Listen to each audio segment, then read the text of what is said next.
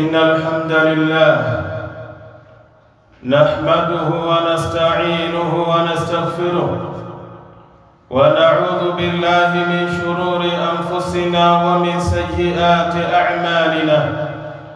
من يهده الله فلا مضل له ومن يضلل فلا هادي له.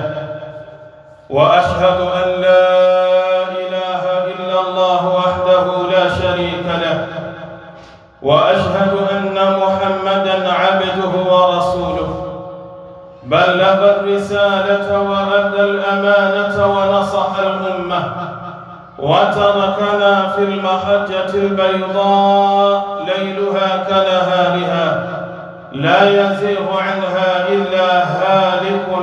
أما بعد، فإن أصدق الحديث كتاب الله، وخير الهدي هدي محمد صلى الله عليه وسلم، وشر الأمور محدثاتها، وكل محدثة بدعة، وكل بدعة ضلالة. يقول الله جل وعلا في محكم كتابه العزيز المجيد: أعوذ بالله من الشيطان الرجيم، بسم الله الرحمن الرحيم. والعصر إن الإنسان لفي خسر إلا الذين آمنوا وعملوا الصالحات وتواصوا بالحق وتواصوا بالصبر.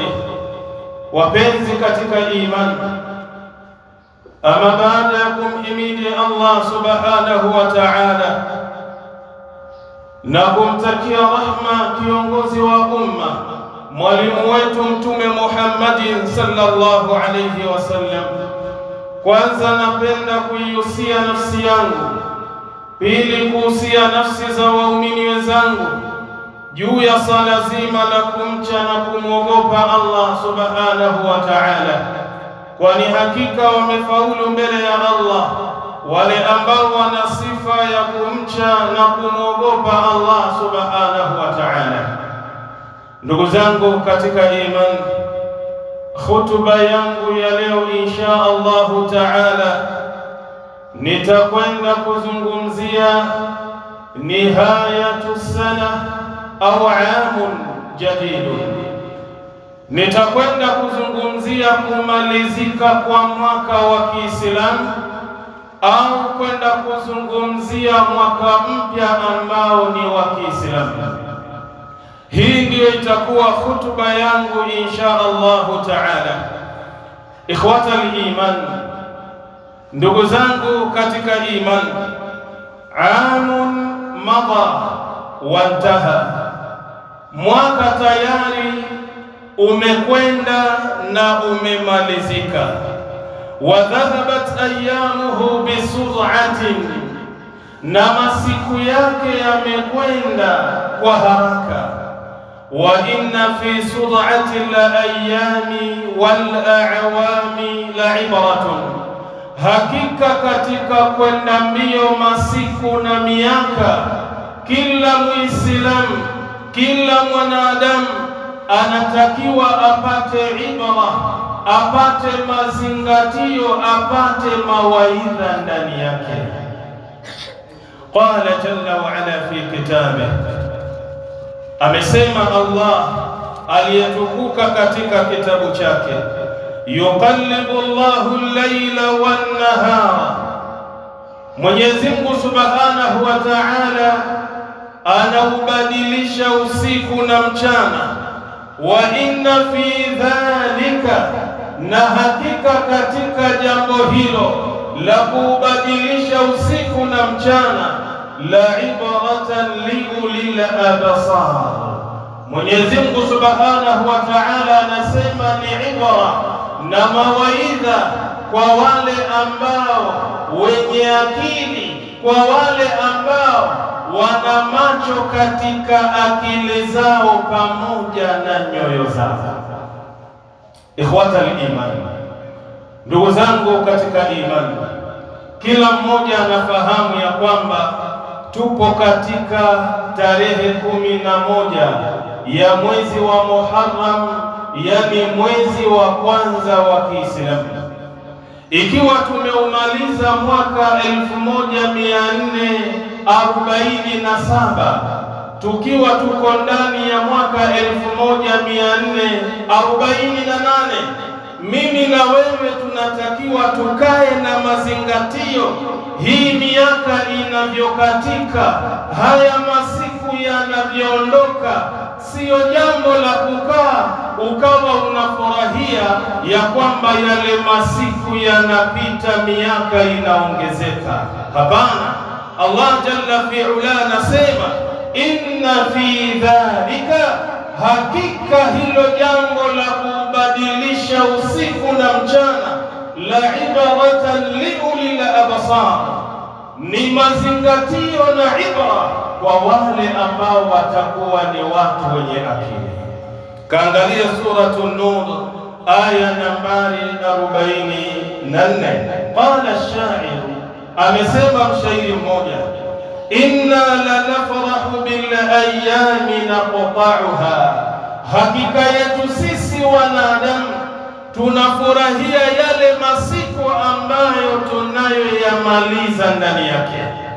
Leo ma'al asafi shadid, inasikitisha na inahuzunisha, mtu anapokuwa amemaliza mwaka, ameingia mwaka mwingine, anaita marafiki zake, anaita ndugu zake, wanaweka keki, wanawasha mishumaa, kisha wanasherehekea ule mwaka ambao kwamba ni mpya ameingia kwake, wakati anatakiwa mwanadamu yule apate ibra na mazingatio ya kwamba kama nilikuwa na miaka 25, sasa nimeingia wa 26, bila shaka nakaribia kuondoka katika dunia na ulimwengu huu.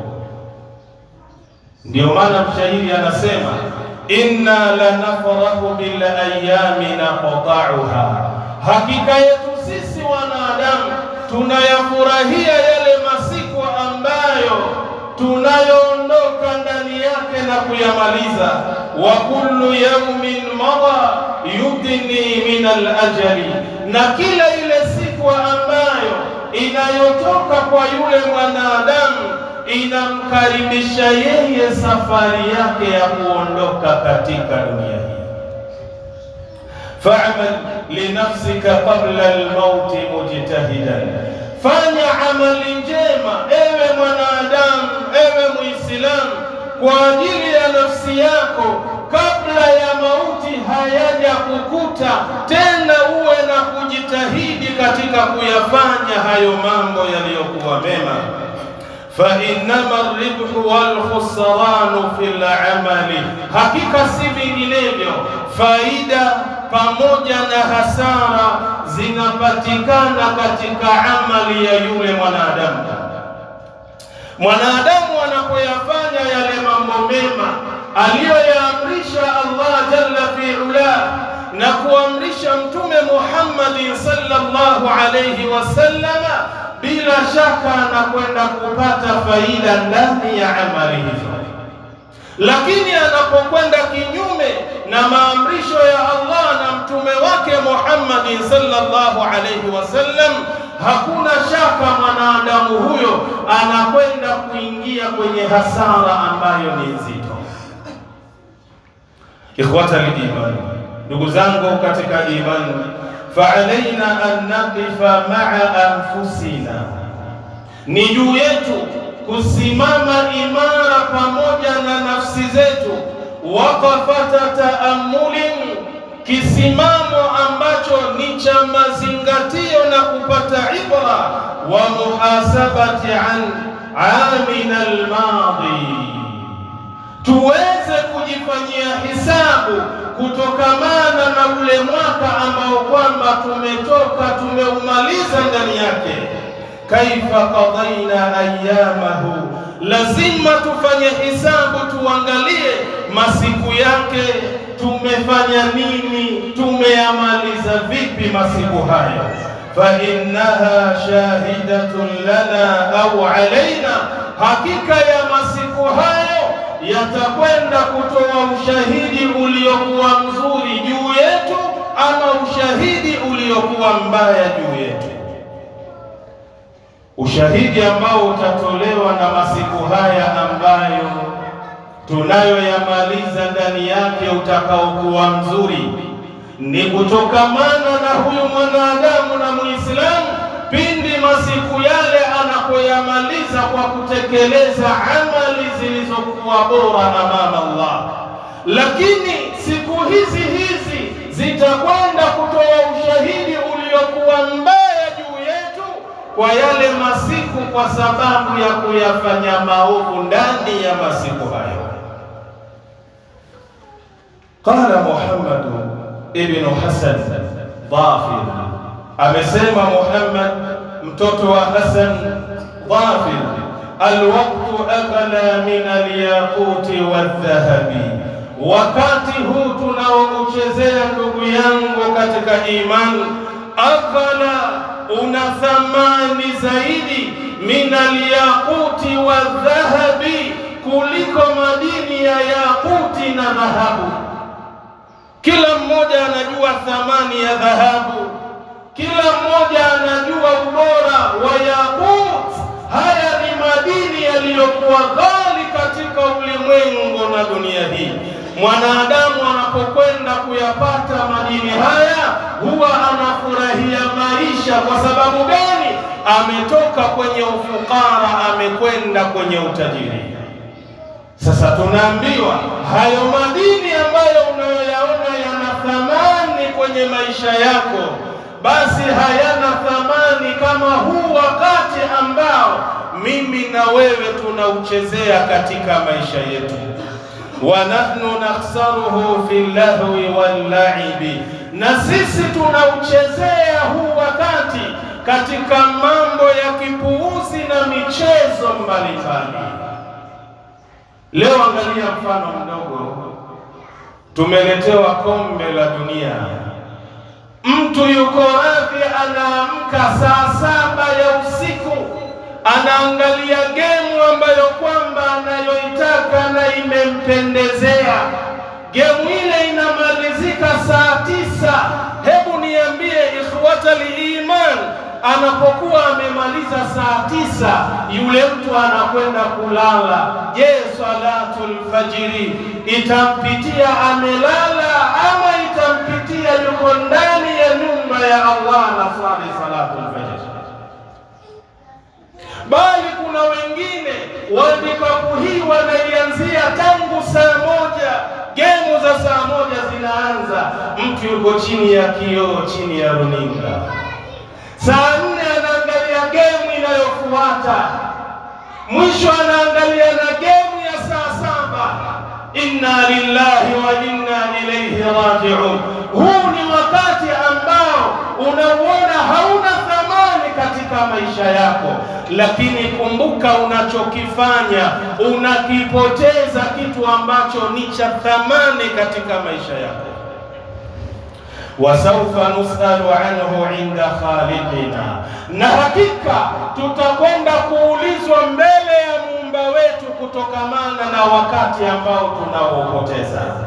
Yawmal hisabi bidhalika almawqifi nashibi, siku ambayo itakuwa ni ya hisabu, tena watu wamesimama kwenye kisimamo ambacho ni kigumu amama Allah.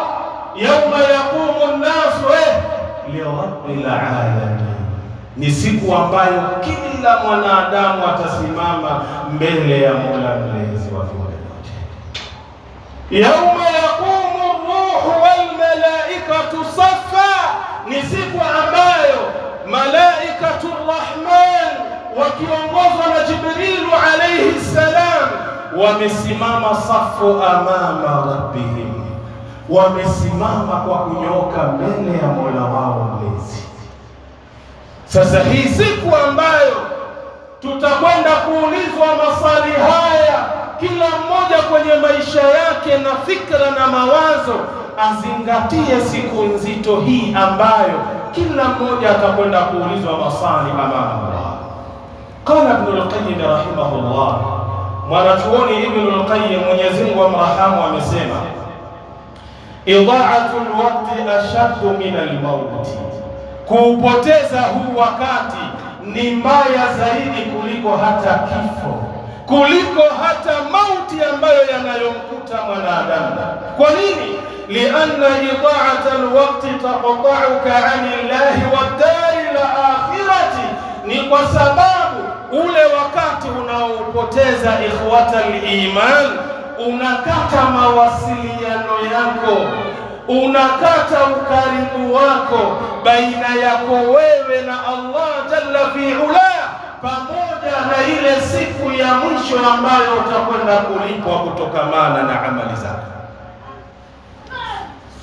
Akasema Ibn al-Qayyim, wal mautu yaqta'uka 'ani dunya wa ahliha, lakini mauti yanakutenganisha wewe na dunia na watu wako. Basi wakati ule umekufa, umehifadhiwa kwenye tumbo la ardhi, kwenye kaburi, ni watu wako na ile dunia ndiyo umeepushwa nao. Lakini ule wakati ambao mimi na wewe tuuchezea, ndugu yangu katika imani, unatuweka mbali baina ya Allah na sisi pamoja na akhira.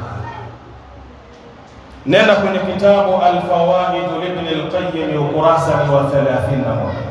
Qala an-nabiy sallallahu alayhi wasallam, amesema Mtume Muhammad, rehma na amani zimshukie yeye, igtanim khamsan qabla khamsin, faidika na mambo matano kabla ya mambo matano hayajakukuta.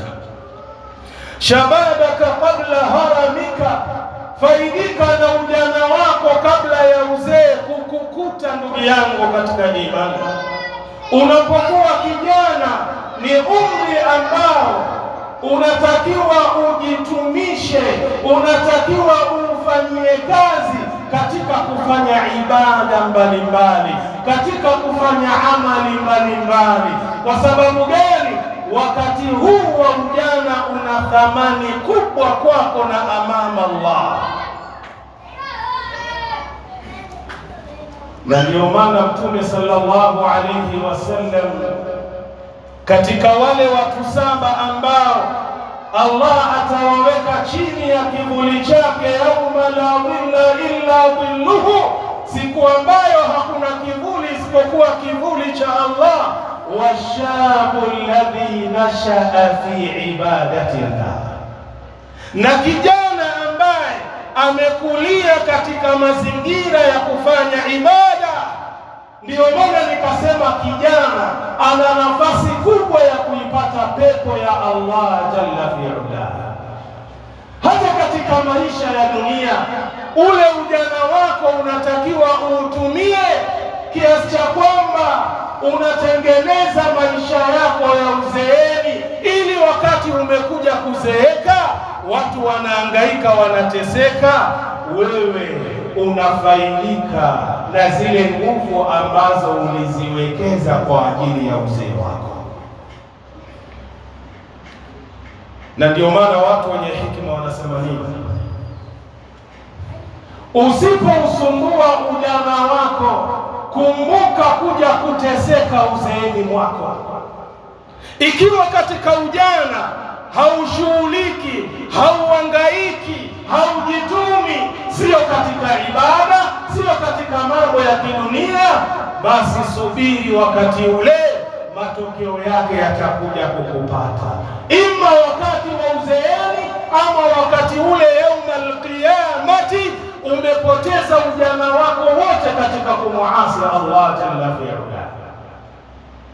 Na ndio maana Mtume akasema, shababaka qabla haramika, ni ujana wako unatakiwa ufanyie kazi kabla ya kuzeeka kwako.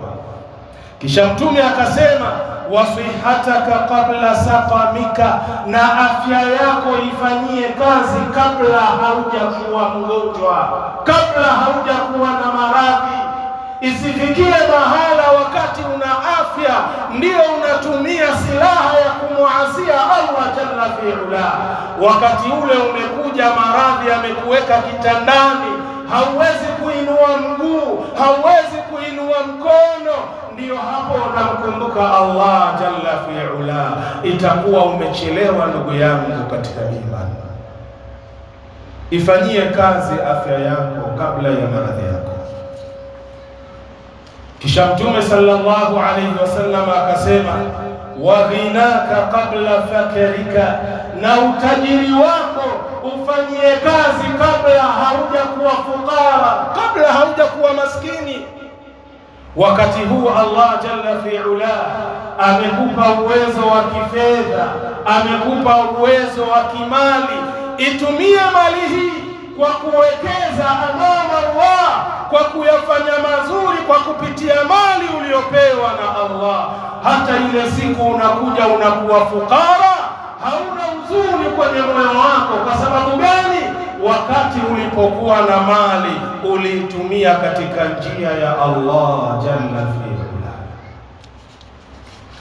Kisha Mtume sallallahu alayhi wasallam akasema, wa faraghaka kabla shughlika, na wakati wako, nafasi yako itumie kabla haujashughulishwa. Ndugu yangu katika imani, wakati huu una nafasi, huu wakati utumie kwa ajili ya Allah. Usisubiri mpaka umekosa nafasi ile ndio unakaa unasema, wallahi natamani angalau kama huu ujana warudi siku moja, angalau niufanyie kazi ujana wangu kwa ajili ya Allah jalla fi'ala.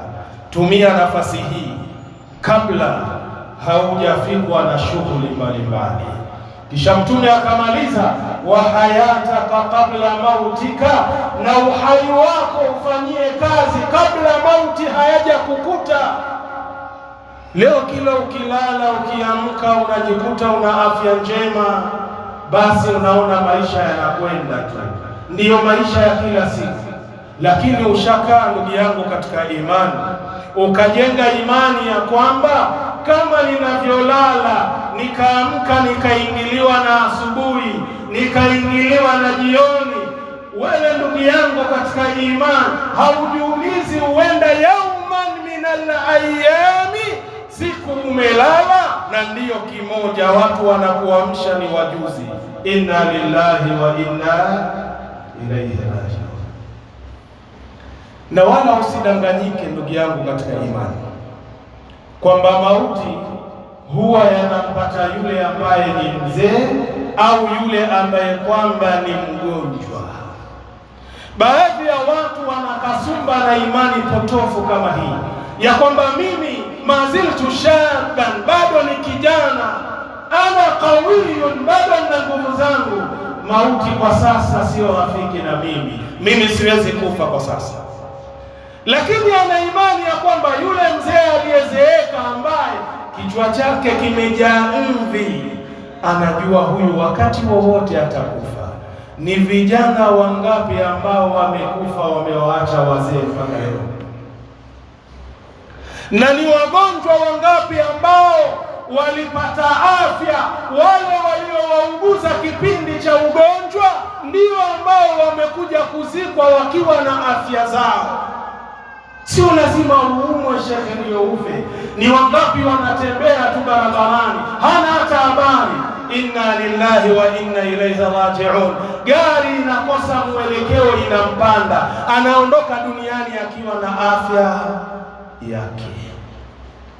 Leo ni wangapi mtu amekula ameshiba, baada salati al-isha anaagana na familia yake na watoto wake, anapanda kwenye kitanda chake, asubuhi anaamshwa liajli salati al-fajri, wala hemi wala hainui mkono wala mguu, tayari amekwisha kufa zamani.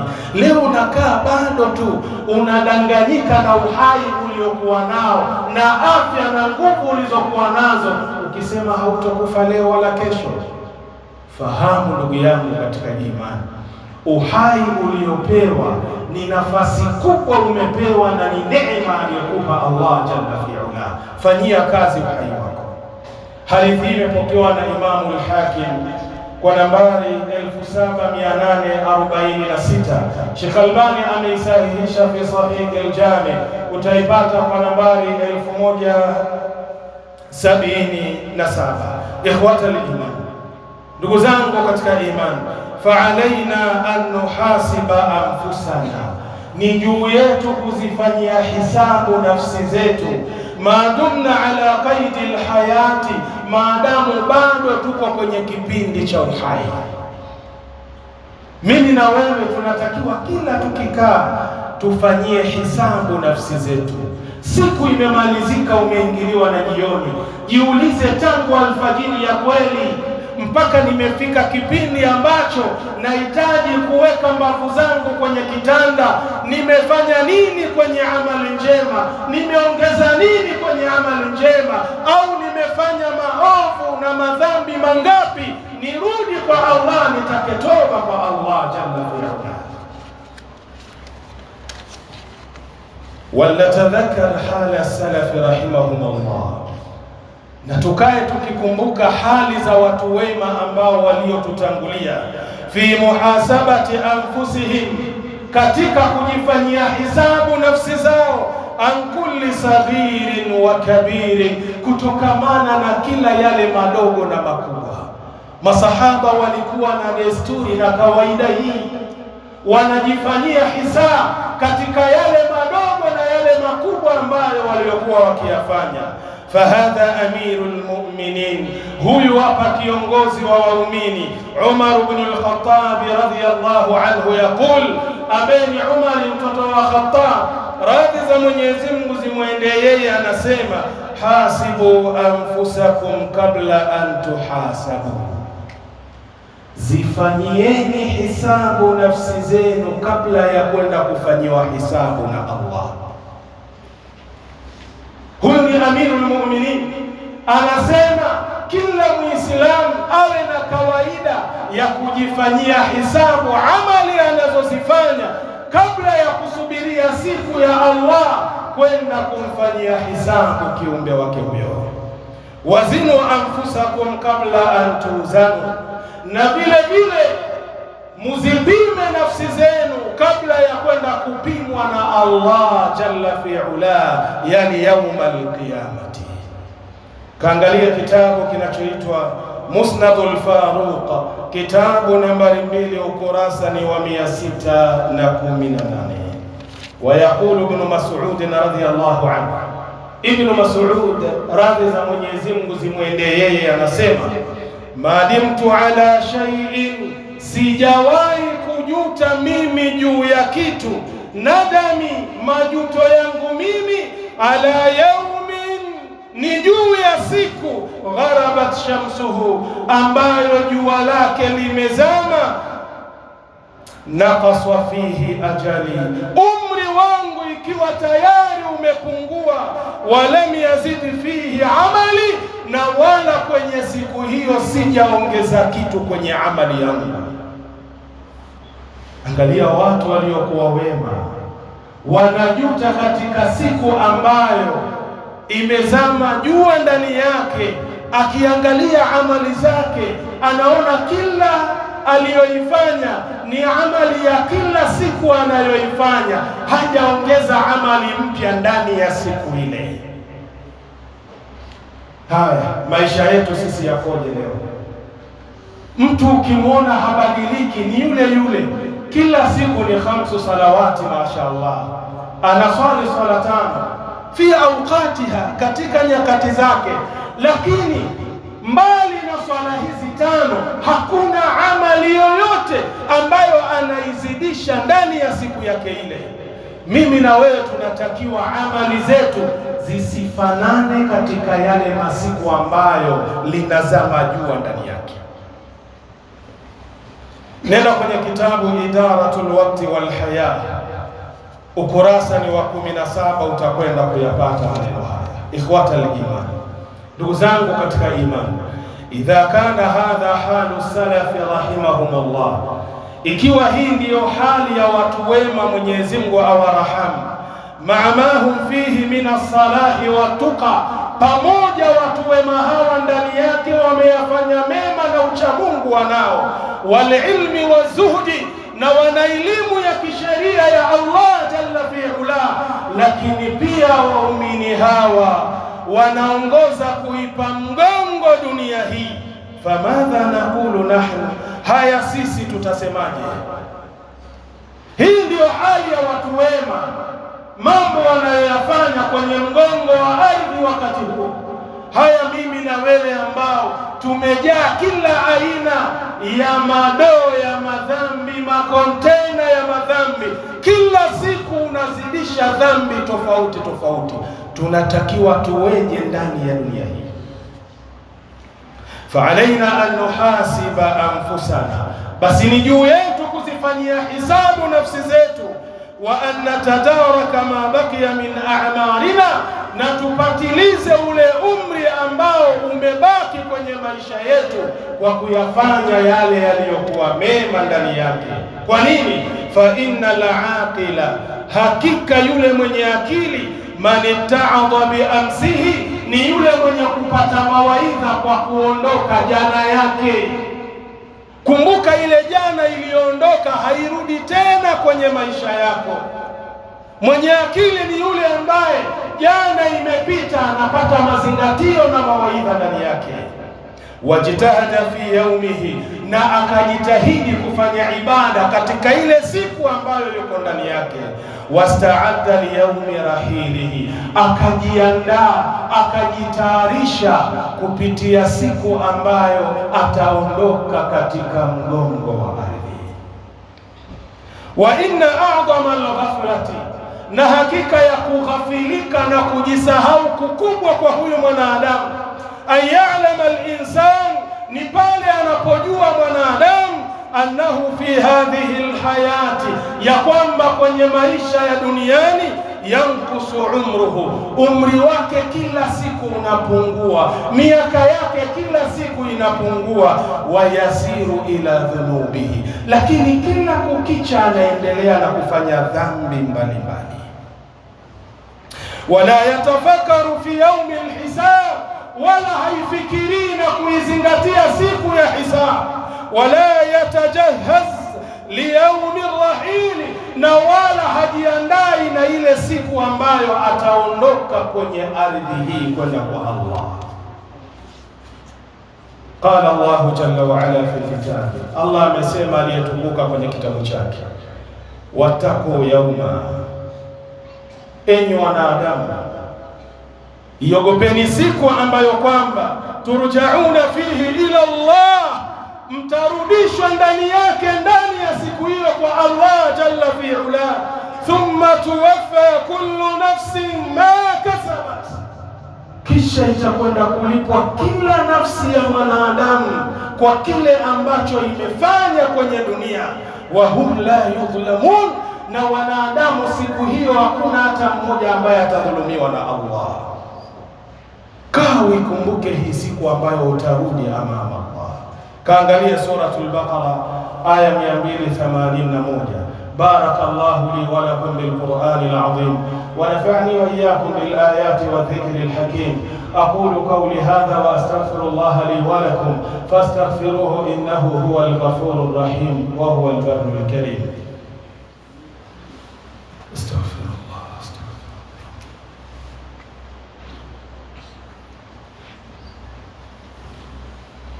بسم الله الرحمن الرحيم.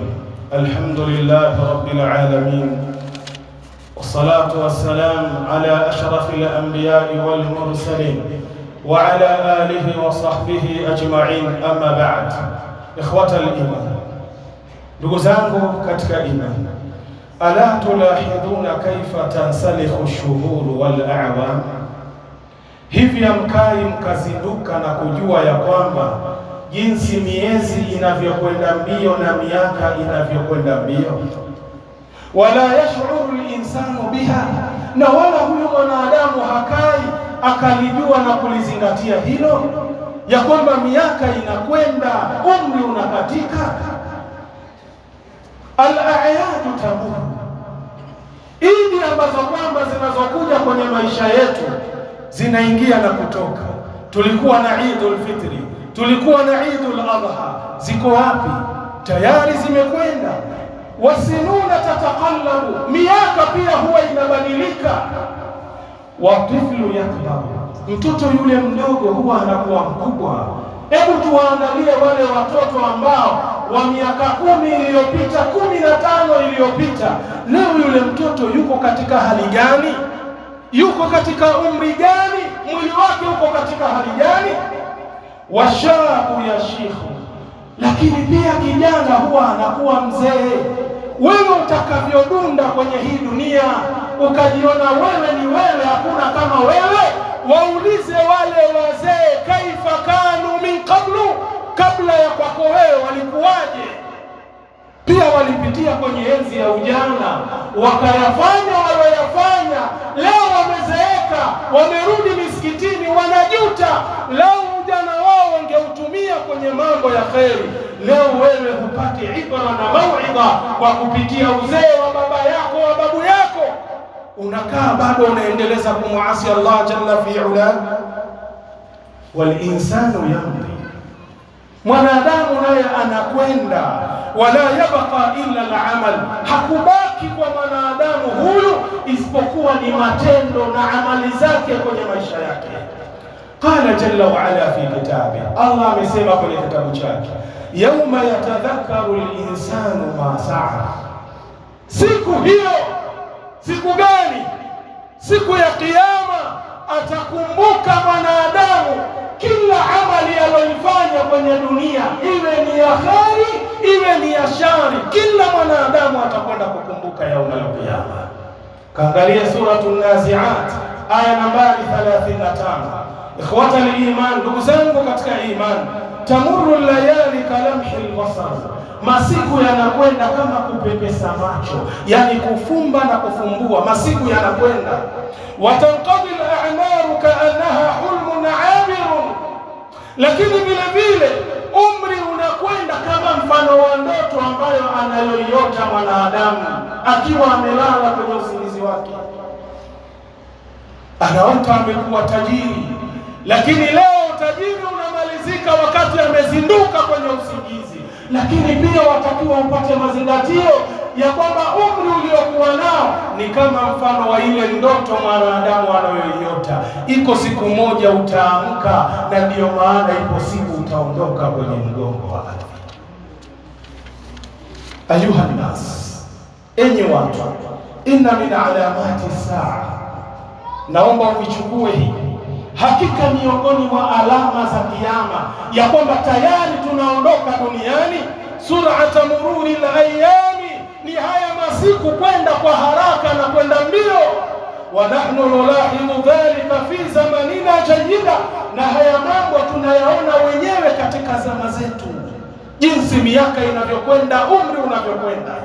Wa sawfa tazdadu sur'atuha, na vile vile uharaka wa masiku kwenda utazidi kadiri tunavyoishi kwenye dunia, hata takuna kama wada'ani nabii sallallahu alaihi wasallam, mpaka itafikia kiwango kama alivyoeleza bwana mtume Muhammad sallallahu alaihi wasallam. Mtume anasema nini? Sikiliza maneno haya: la taqumu saatu, hakitosimama kiyama, hata yataqaraba zamanu, mpaka zama zikaribiane. Yani unashangaa, si jana tu tulikuwa katika Ramadhani, leo tuko kwenye Ramadhani nyingine, kama watu wanavyosema. Wallahi jana tu tulifunga Ramadhani, tuko ndani ya Ramadhani nyingine. Basi ndio ujue dalili za kiyama. Usikae ukaona ya kwamba wewe unapendwa sana, unapewa umri na Allah. Hizo ni dalili za kiyama. Kisha Mtume akaendelea, fatakunu sanatu kashahari, itafikia kiwango mwaka utakuwa ni kama mfano wa mwezi. Huu mwaka utakuwa ni kama mfano wa mwezi. Wa shahru kaljum'ati, na mwezi itakuwa ni kama mfano wa wiki. Unashangaa tarehe moja mpaka tushafika mwisho wa mwezi.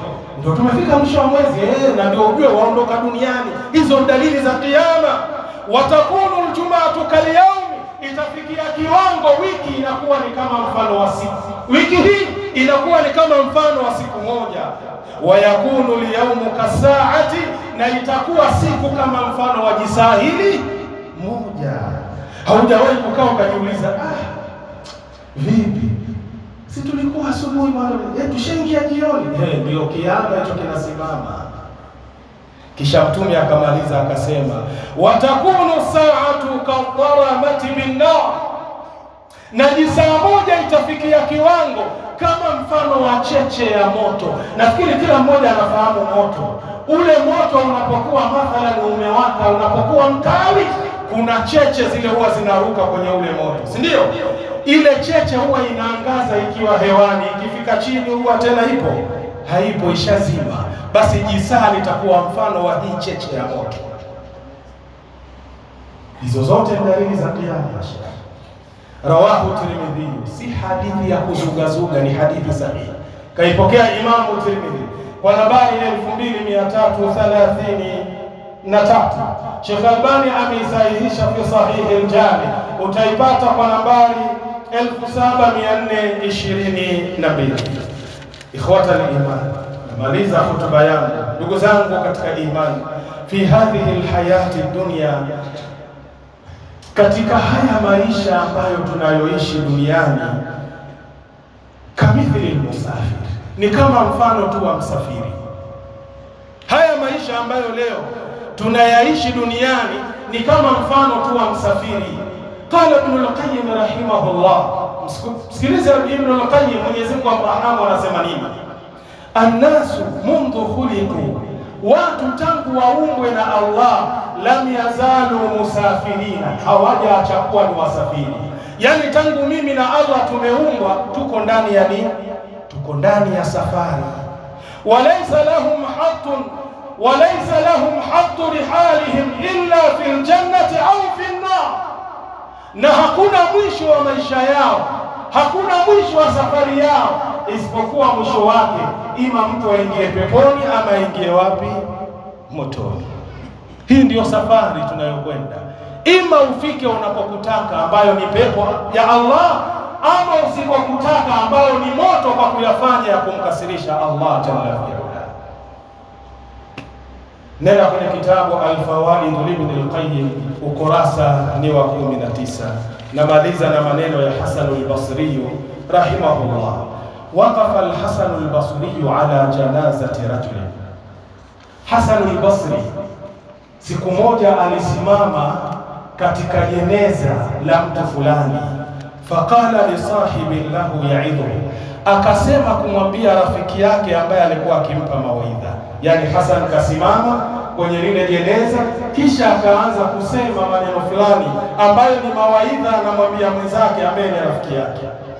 Tura hadha almayyit, waonaje hii maiti? Lau raja ila dunya, lau Mwenyezi Mungu atairudisha tena duniani, madha yasna'u, hii maiti itakuja kufanya nini duniani? Lau ukapewa nafasi nyingine na Allah, lau maiti hii ikapewa fursa na Allah, ikatolewa kwenye kifungo cha umauti, ikaletwa duniani maiti hii kwa kupewa uhai, anamuuliza rafiki yake, unadhani huyu jamaa akija akiwa kwenye maisha ya dunia atafanya nini huyu?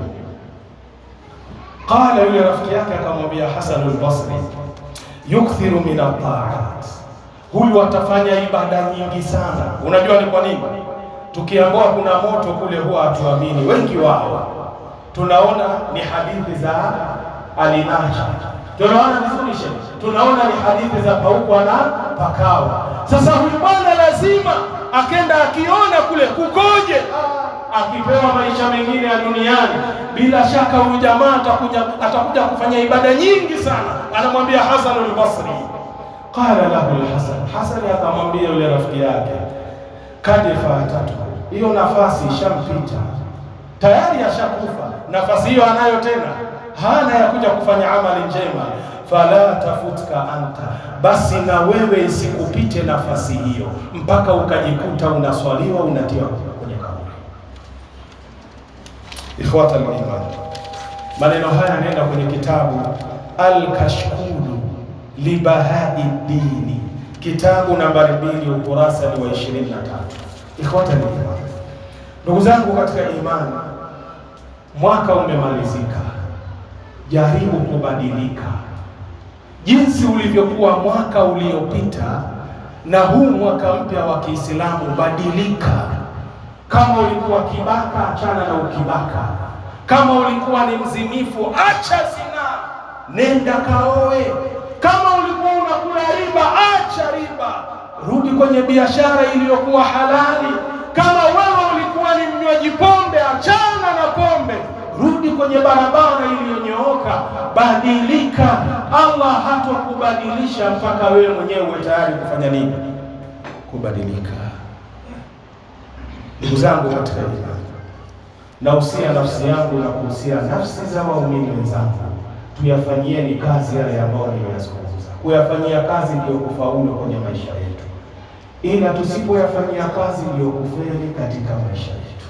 Inna Allaha malaikatahu yusalluna ala nabi ya ayyuhalladhina amanu sallu alayhi wa sallimu taslima. Allahumma salli ala Muhammadin wa ala ali Muhammad kama sallaita ala ali Ibrahim innaka Hamidum Majid.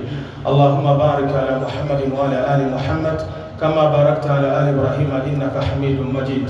وارض اللهم عن الخلفاء الأربعة منهم أبي بكر وعمر وعثمان وعلي وسائر الصحابة أجمعين. اللهم أعز الإسلام والمسلمين وأذل الشرك والمشركين ودمر أعداءك أعداء الدين وانصر جيوشك المسلمين.